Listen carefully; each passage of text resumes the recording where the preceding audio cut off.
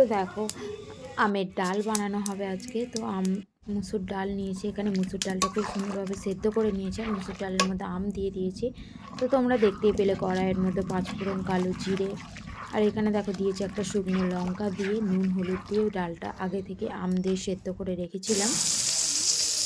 তো এখানে দেখো আমার আমের ডালটা খুব সুন্দরভাবে রেডি হয়ে গেছে। আর আমের ডাল ছিল আর ছিল শিম ভাজা।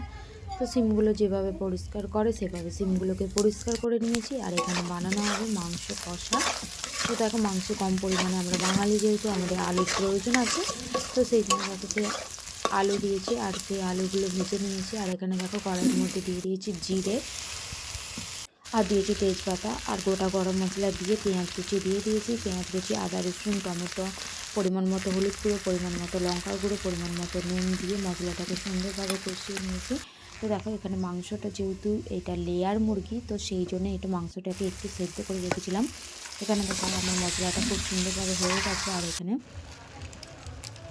আমার সেদ্ধ করে রাখা মাংসগুলো দিয়ে দিয়েছি। এখানে খুব সুন্দরভাবে উপর দিয়ে দিয়ে দিচ্ছি ধনে গুঁড়ো, জিরে গুঁড়ো, গরম মশলা গুঁড়ো দিয়ে এখানে সুন্দরভাবে মাংসটাকে আমি আস্তে আস্তে করে কষিয়ে নেব। তো রান্না ভিডিও তোমাদের কেমন লাগছে কমেন্টে জানিও। তো দেখো মাংসটা আমার কত সুন্দরভাবে হয়ে গেছে। এখানে দিয়ে দেবো পরিমাণ মতো জল আর যে পরিমাণে আলুগুলো ভেজে রেখেছিলাম সেই আলুগুলো এখানে দিয়ে দেবো। তো তোমাদের প্রত্যেকটা ভিডিও কেমন লাগছে কমেন্টে জানিও। যদি ভালো লাগে লাইক কমেন্ট শেয়ার সাবস্ক্রাইব করো, পাশে থাকা বেল আইকনটা ক্লিক করবে যাতে আমার ভিডিও ছাড়ার সঙ্গে সঙ্গে নোটিফিকেশন তোমাদের কাছে পৌঁছে যায়। তো দেখো এখানে দিয়ে দিচ্ছি পরিমাণ মতো জল দিয়ে মাংসটাকে আমি সুন্দরভাবে সেদ্ধ করে নেব। যেহেতু আগে থেকে সেদ্ধ করে রাখা আছে, তো সেই জন্য আরেকটু বেশি করে সেদ্ধ করে নেবো। আর উপর দিয়ে দিচ্ছি ধনেপাতা কুচি। তো দেখো এখানে কালকের পায়েস রয়ে গেছিলো, আমরা যেহেতু কোনো জিনিস নষ্ট করবো না সেই জন্য পায়েসটাকে একটু গরম করে নিয়েছি। আর উপর দিয়ে দিয়েছি মাংসটার মধ্যে ধনেপাতা কুচি। তো দিয়ে এবার নামিয়ে নেবো। আর এখানে দেখো নিয়েছি বড়ি।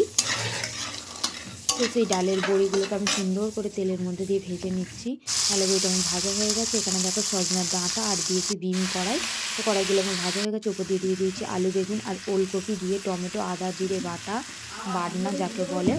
আর দিয়ে দিয়েছি হলুদ গুঁড়ো, লঙ্কা গুঁড়ো, পরিমাণ মতো নুন দিয়ে সুন্দরভাবে সবজিটাকে আমি খুব সুন্দরভাবে কষিয়ে নেবো যাতে খেতে খুব দারুণ হয়েছিল টেস্টি। আর দেখো উপর দিয়ে টমেটো কুচি ছড়িয়ে দিয়েছি, জল দিয়ে দিয়েছিলাম পরিমাণ মতো। এখানে আমি ঝোলটা ফুটে গেছে, বড়িগুলো দিয়ে দিয়েছি আর কড়াইয়ের মধ্যে দিয়ে দিয়েছি পাঁচফোড়ন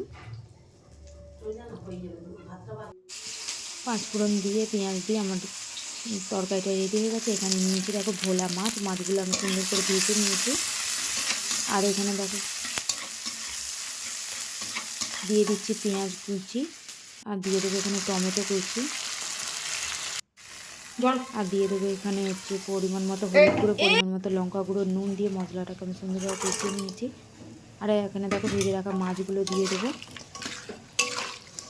তো মাছগুলো আমি দিয়ে উপর দিয়ে ধনেপাতা কুচি ছড়িয়ে নামিয়ে দেবো। জল নেই। তো আমার মাছের ঝালটা খুব সুন্দরভাবে রেডি হয়ে গেছে। ভিডিওটি কেমন লাগলো প্রথম থেকে শেষ পর্যন্ত দেখার অনুরোধ রইল।